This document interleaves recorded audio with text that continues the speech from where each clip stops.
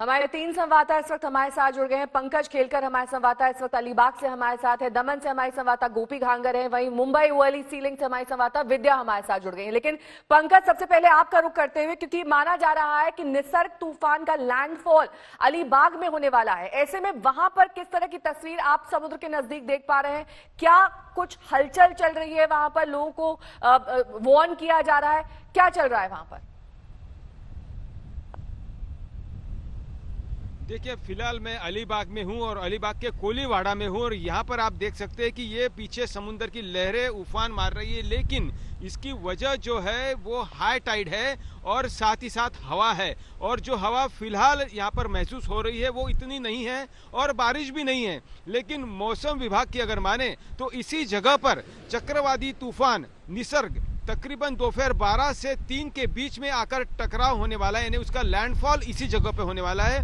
और अगर इसकी मेट डिपार्टमेंट की भाषा में करें तो जो आई ऑफ द स्टॉर्म होता है, यानी जो केंद्र बिंदु है इस चक्रवाती तूफान का, वो अलीबाग है। लेकिन उसके आगे अगर हम इसका विवरण किए, उसको और डिस्क्राइब करने की कोशिश करें तो इस चक्रवाती तूफान की जो आंख होती है वही 30 किलोमीटर के दायरे की होती है और उसके बाजू में उसकी दीवार होती है, यानी वो तेज बहने वाली हवाएं, वो उसकी जो दीवार की साइज होती है वो तकरीबन 20 से 50 किलोमीटर इतनी बड़ी हो सकती है। और जहां पर मैं खड़ा हूं अलीबाग, वहां पर अभी देखिए आप ऊपर ये जो हवाएं हैं वो तेज बहना शुरू हो गई है। और इस अलीबाग से ऊपर नॉर्थ की ओर अगर समुद्र के रास्ते से अगर जाए तो मुंबई सिर्फ 15 किलोमीटर है, सड़क के रास्ते भले ही है 100 किलोमीटर के तकरीबन आता है। और इसीलिए जब ये चक्रवाती तूफान यहाँ पर आकर टकराव करेगा तो साथ ही साथ उसका असर मुंबई पर भी होगा, क्योंकि जो उसका सर्कमफ्रेंस है, जो गोलाकार है, वो पूरा मुंबई से लेकर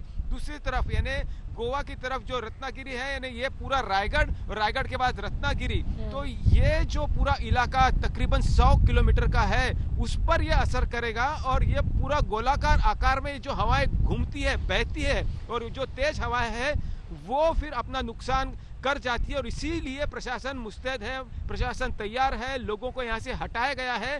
तकरीबन 62 से 70 हजार लोगों को इस पट्टे से यानी अलीबाग के आसपास से सुरक्षित जगह पर लेकर गए हैं। और सुरक्षित जगह वो होती है यानी जो कंस्ट्रक्टेड जगह होती है, टीन शेड्स नहीं, जो बड़े पक्के मकान होते हैं, स्कूल्स हैं, वहां पर उन लोगों को जाकर रखा हुआ है और उन्हें वहां पर दिन भर रखा जाएगा। पंकज, लौटेंगे आपके पास। आपने पूरा रूट बता दिया है कहां से तूफान गुजरने वाला है। इस वक्त दमन में हमारी संवाददाता गोपी घांगर मौजूद है। गोपी, वहां क्या तस्वीर है? किस तरीके से निसर्ग का असर गुजरात के तटीय इलाकों में देखा जा रहा है, खासतौर पर जहां पर आप खड़ी हैं वहां पर किस तरीके की तैयारी है?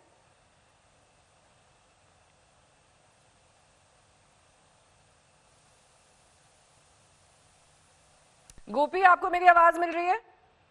गोपी के पास लौटेंगे हम। विद्या हमारी संवाददाता इस वक्त मुंबई से हमारे साथ जुड़ी हुई है। विद्या, हमने कल भी आपकी रिपोर्ट देखी थी, आपने यही कहा था कि जब आज का दिन आएगा तब ये काफी भारी हो सकता है मुंबई वासियों के लिए, क्योंकि हवाओं की स्पीड तेज हो जाएगी। लेकिन अपनी एक रिपोर्ट में आपने ये भी कहा कि कई ऐसे मछुआरे हैं जो अभी भी समुद्र में मौजूद हैं, उन्हें वार्न नहीं किया गया है, चेतावनी नहीं दी गई है।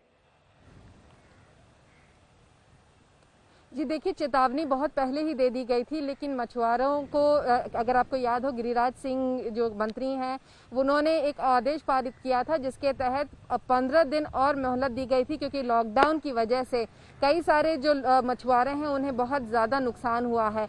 और यही वजह है कि इस नुकसान की भरपाई के लिए 15 दिन एक्स्ट्रा दिए गए थे। हालांकि साइक्लोन आने के बाद उसको विड्रॉ कर लिया गया था, 2 दिन के लिए इसे वापस ले लिया गया था। लेकिन मछुआरों ने यहाँ प्रोटेस्ट भी किया था गिरिराज सिंह जी के इस आदेश के खिलाफ। लेकिन यही वजह है कि जो कंफ्यूजन जो रहा, कई सारे मछुआरों को पता नहीं रहा कि वाकई ये आदेश है, साइक्लोन आ रहा है, तो इसकी वजह से ये कुछ मछुआरे अभी भी समुद्र में थे। लेकिन मैं आपको बता दूं, मुंबई के इन समुद्री किनारों पे जहां पर मैं हूं इस वक्त, वर्सोवा बीच पे हमने सवेरे कई सारे वॉकर्स को देखा था जो चल रहे थे, यहाँ वॉकिंग कर रहे थे, एक्सरसाइज कर रहे थे, क्योंकि आज लॉकडाउन का वो दिन था जब खत्म होकर लॉकडाउन वॉकिंग करने के लिए, एक्सरसाइज करने के लिए रखा गया था मुंबई के लोगों के लिए। आज से मुंबई खुलनी थी, लेकिन ये नहीं हुआ, मुंबई खुली नहीं, उल्टा लॉकडाउन और बढ़ गया, क्योंकि यहाँ पर 144 सेक्शन लगा दिया गया है और लोगों की मनाही है बाहर निकलने से। लेकिन फिर भी लोगों को पता नहीं था इस बारे में, तो इसलिए कई सारे, अब मुंबई पुलिस के अधिकारी यहीं पर खड़े होकर यही इम्प्लीमेंट कर रहे हैं कि कोई अपने घर से नहीं ठीक है, निकले। और जो धारा निकल रहे हैं 144 लगा दी गई है क्योंकि वहां पर कई ऐसे लोग थे जो समुद्र किनारे टहल रहे थे क्योंकि आज लॉकडाउन खुलना था कुछ रियायतों के साथ। गोपी घांगर हमारे संवाददाता इस वक्त दमन से हमारे साथ जुड़ गए। गोपी, मैं आपसे यही जानना चाही थी किस तरीके से गुजरात के तटीय इलाकों में निसर्ग का असर देखा जाएगा, जहां पर आप खड़ी हैं वहां पर क्या तस्वीरें दिखाइए? जी बिल्कुल, अब साइक्लोन निसर्ग का असर जो है वो दमन में धीरे धीरे दिखना शुरू हो चुका था। सुबह जब हम यहाँ पे पहुंचे थे समुद्र के किनारे पे, दमन के समुद्र के किनारे पे, तब समुद्र काफी अंदर था। अब जो है हाई टाइड शुरू हो चुकी है। आप देख सकते हैं लगातार जो लहरें हैं, ये लहरें लगातार यहाँ पे उठ रही है और समुद्र काफी आगे आ चुका है। अगर गुजरात की बात की जाए तो सूरत, वलसाड, नवसारी और दमन, यहाँ पे एनडीआरएफ की टीम को डिप्लॉय कर दिया गया है। साथ ही सौराष्ट्र की बात की जाए तो सौराष्ट्र में भावनगर, अमरेली, गिर सोमनाथ, ये जो जिले हैं यहाँ पे भी एनडीआरएफ की टीम को डिप्लॉय किया गया है। माना जा रहा है कि जो साइक्लोन निसर्ग है वो भले ही महाराष्ट्र में टकराएगा, लेकिन उसका जो रेनफॉल है, उसकी जो तेज हवाएं हैं, वो गुजरात में भी उसका असर देखने मिलेगा, जिसके चलते एनडीआरएफ की टीम को डिप्लॉय किया गया है। अगर दमन की बात की जाए तो दमन में करीब 4000 लोगों को इवैक्यूएट किया गया है। तो वही पूरे गुजरात की अगर बात की जाए, चाहे वो सौराष्ट्र हो या दक्षिण गुजरात का इलाका हो, इन पूरे इलाकों में 80,000 जितने लोग हैं जिनको सुरक्षित स्थानों पे पहुंचाया गया है। अगर बात की जाए दमन में, तो दमन में लगातार यहाँ पे पुलिस पेट्रोलिंग कर रही है। जो समुद्र किनारा है, हर एक कलेक्टर ने ये कहा है कि कोई भी समुद्र किनारे पे न जाए, क्योंकि समुद्र काफी रफ हो सकता है। जो साइक्लोन निसर्ग का असर है वो देखने मिल सकता है, तो किसी को भी समुद्र के किनारे पे जाने की इजाजत नहीं दी गई है। वही मछुआरों के लिए कहा गया है कि मछुआरे भी समुद्र में न जाए। उनको लगातार कोस्ट गार्ड जो है, जो मछुआरे समुद्र के अंदर गए हुए हैं, क्योंकि आमतौर पर यह होता है कि वो 10 या 12 दिनों पे वापस एक बार फिर किनारे पे आते हैं। तो जो मछुआरे पहले ही चले गए हैं तो उनको भी वायरलेस से मैसेज दिया जा रहा है। कोस्ट गार्ड जो है वो लगातार उनको ये कह रही है कि वो लोग किनारे पे वापस चले जाए। तो वही अगर पोर्ट की बात की जाए, जितने भी गुजरात के पोर्ट है, इन सब पे 2 नंबर का सिग्नल दिया गया है, ताकि जो बड़े शिप है उनको पता चले कि साइक्लोन का असर है।